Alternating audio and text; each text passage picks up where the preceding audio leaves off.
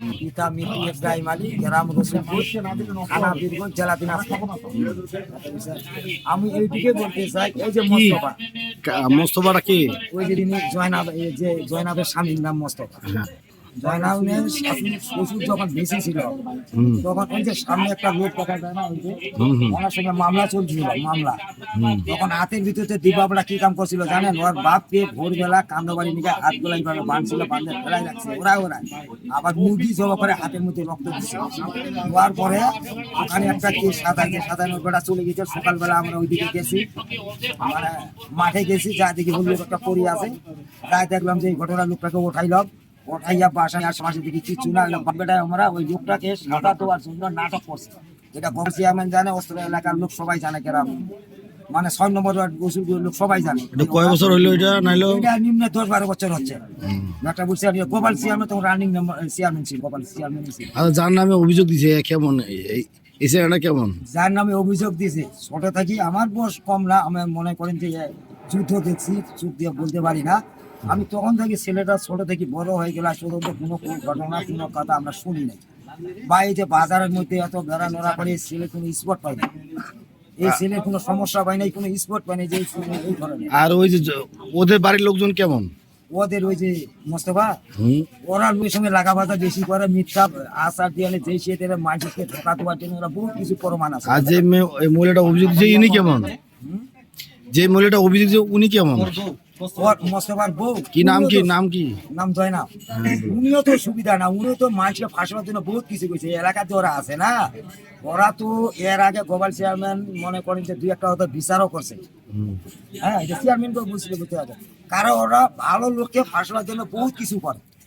মানে ওদের ভিতর মানুষের নীল মমতা নাই, ওরা কিভাবে একটা লোককে ফাঁসা যাবে, কিভাবে দিয়ে ষড়যন্ত্র। এখন যে মামলা করছে এটা কি মিথ্যা না সত্যি? এটা সম্পূর্ণরূপে মিথ্যা। যে ছেলের উপর দিচ্ছে না, এটা সম্পূর্ণরূপে মিথ্যা। বাসা হ্যাঁ বলেন। এখন তার মেয়ে বিয়ে দিছিল, বিয়ে দেওয়ার পর বাচ্চা আছে একটা। এই ওনার মেয়েটা অন্য জায়গায় প্রক্রিয়া করতো, প্রক্রিয়া করে ওই ছেলে কিন্তু এই 3-4 মাস আগে চলে গেছে স্বামীর ঘর থেকে। যাওয়ার পরে 2-2.5 মাস থাকার পরে আবার রিটার্ন আসছে। রিটার্ন আসার পরে ওই ছেলে তো তালাক দিয়ে দিছে, মেয়েটা ডিভোর্স দিতে আগে ওইদিকে যাওয়ার পরে। তালাক দিয়ে আসার পরে মা বাবা উঠায় নিচ্ছে। যাওয়ার পরে ওই দেখি এই মেয়েকে আবার ওই স্বামীর ঘরে দেওয়ার জন্য তাদের সাথে যোগাযোগ করছে। ওই স্বামীর সাথে কারণ আমার যোগাযোগ করছে, ওই ছেলে তো নিবে না, জানানোর পরে তখন কি হইলো, ছেলেকে যে কোনো ভাবে আবার নিয়ে আসে আলাপ আলোচনায়। ছেলের বাবা মা কিন্তু আসে নাই, না আসার পরে ওদের সাথে একটা ডিল হয়েছে। ওই ছেলের সাথে একটা ডিল হয়েছে, করার জন্য ডিল হয়েছে। বাড়ি একটা কিনে 8 লক্ষ টাকা দিয়ে দেয় এই মোস্তফা জামাইকে দেওয়ার জন্য।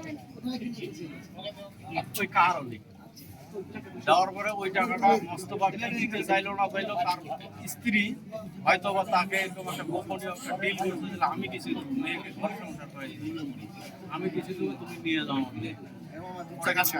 মোস্তফা কত দিল, তার বউ কত দিল গোপনীয় হবে। সম্ভবত এই বলার টাকাটা ওর বউ স্বামীকে না জানায়, তার জামাইকে স্বামীকে তো বুঝাইতে হবে। এই বোঝানোর জন্য এই টাকাটা একটা নাটক সাজাইছে। বুঝলাম, নাটক সাজাইছে, ভালো কথা।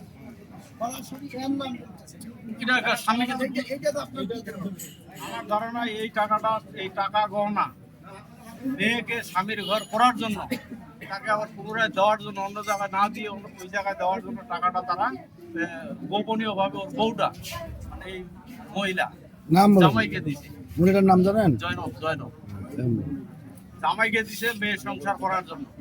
সেটা হয়তো মোস্তফা জানে না। এই টাকাটা স্বামীকে আবার বোঝানোর জন্য একটা নাটক সাজাইছে, চুরি হয়ে গেছে টাকা।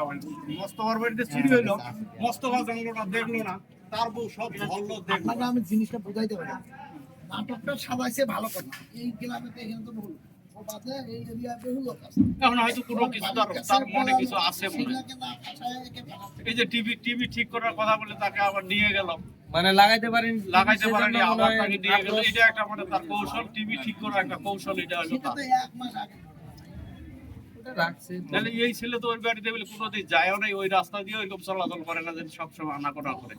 আমি বলতেছি এটা যে এত লোক থাকতে দাদা এত লোক এখানে থাকতে ওর নাম বললো কেন এটা তো আমরাও বুঝি না।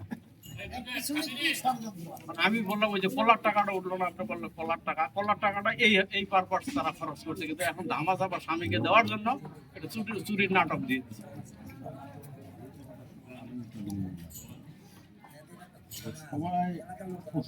আচ্ছা এই ছেলেটা কেমন? এই ছেলেটা এমনি কেমন? এই ছেলে ভালো ছেলে, এর আগে কোনো সমস্যা? না না না না,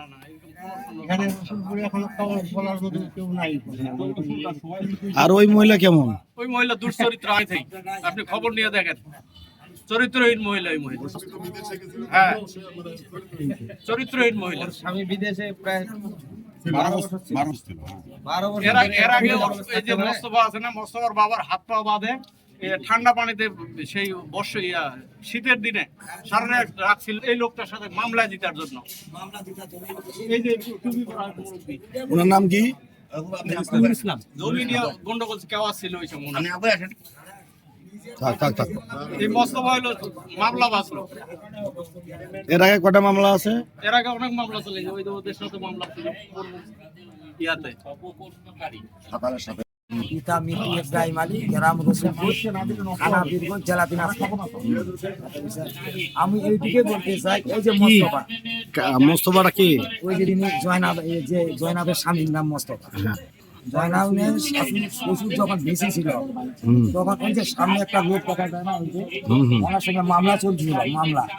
তখন হাতের ভিতরে দিবাবলা কি কাম করছিল জানেন? ওর বাপকে ভোরবেলা কান্দবাড়ি নিয়ে হাত গোলাই ভাবে বাঁধছিল, বাঁধে ফেলাই রাখছে ওরা আবার মুরগি জবা করে হাতের মধ্যে রক্ত দিচ্ছে।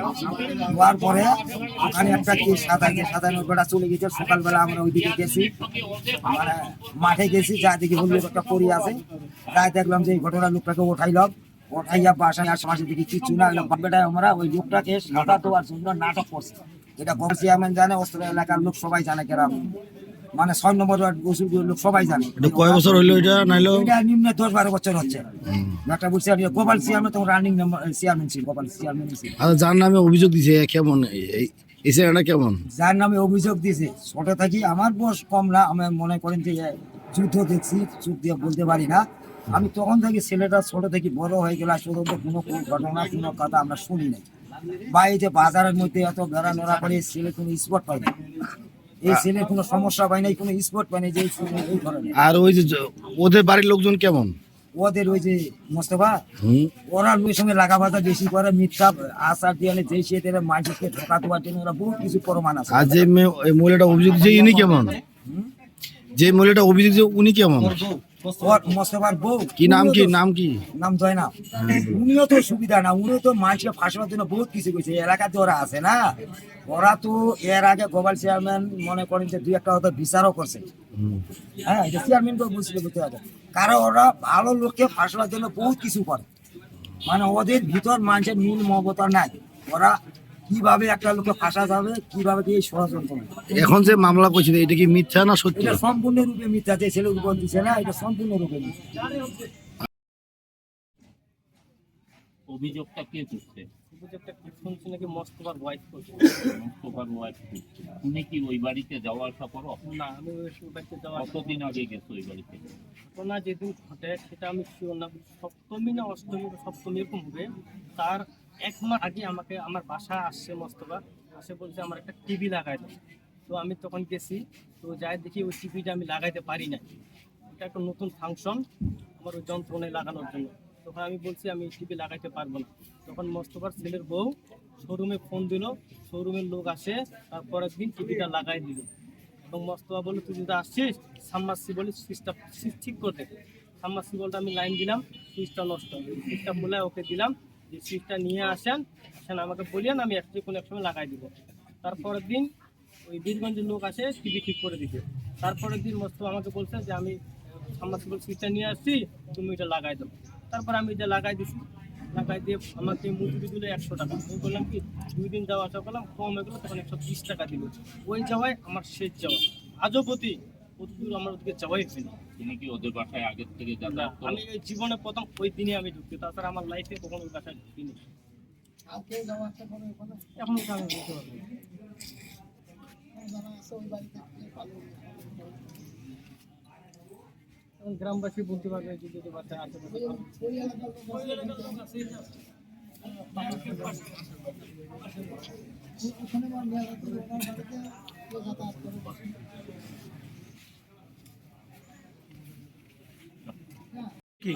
আমার নাম আব্দুল সত্তার, পিতার নাম? আব্দুল মুতালেব, মৃত্যু। আপনার নাম? পিতা? বাড়ি কোথায়? রসুলপুর। আচ্ছা, এখন নেত্রী ছোট আর ছোট হবে না, এটা ওই মাপ। দুইজনের, হ্যাঁ বলেন, দুইজনের মুরব্বি। একবারই বলুন। বলেন। এই বিষয়টা নিয়ে আপনারা আসছেন আজকে। এটা এই বলছে এখানে বল। এই বিষয় যে ছেলের উপর যে একটা অভিযোগ করা হয়েছে সেটা জাকির জাকির হোসেন। বল। জাকির হোসেন, তো এই ছেলে এই কাজের জন্য যোগ্য না বা এই কাজ করতে পারে না, এটা আমি চ্যালেঞ্জ করতে পারবো ইনশাল্লাহ। কেন? এই ছেলে মেশিনের পাগল, সে মেশিনের কাজ, মেশিন মানে কোন মেশিন? সেলু এগুলির কাজ মেকার, সে মেকারি করে সবসময় ই করে, বা টিভি টিভি নানান কিছু এগুলো টুকিটাকি কাজ নিজেই করতে পারে, সব কিছু করে ইলেকট্রিক কাজও করে, নিজে করলাম টিভি সারে কি করে এই করে, কিন্তু ডাইরেক্ট কোনো জায়গায় যে বৈশাখ মেকারি করে এরকম কোনো কিছু না। এখন মনে করেন আপনি ডাক দিলেন, তো ছোট খাটো কাজে দিলেন বা এটুকু করে দিল, এইটুকু। জি না, না আমার জানা সত্ত্বে এই ফ্যামিলিটা যাই হোক, আমরা মোটামুটি ধরনের উঠা বসা করতাম। এই ফ্যামিলিতে এরকম কোনো রেকর্ড নাই জীবনে যে কোনো রকমের বা এরকম ধরনের কোনো রেকর্ড আমি দেখি না আমার বয়সে। আমার বাড়ি ঢাকা গাজীপুরে, আমি সেনাবাহিনীতে চাকরি করতাম, ইঞ্জিনিয়ারসে। আমার বস হলো মাহবুব সাহেব, বিরলের মাহবুব সাহেব, আমি আমার বস। তো আমি চাকরি করতাম, রিটায়ার্ড হয়ে আছি 88 সালে। আমি 1974 সালে সেনাবাহিনীতে যোগ দিছি। সবসময় আমি একটু উঠা বসা করি, আমার কাজ পেয়েছি আলু, যে আলু দেয় এটা করেছে স্যার।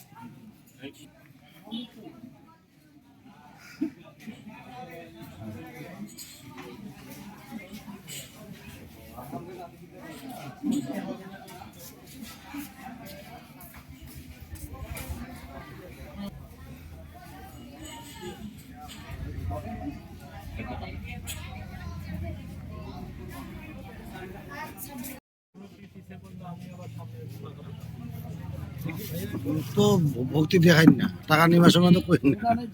হ্যাঁ, নিছি। টাকা নেওয়ার সময় তো কই না।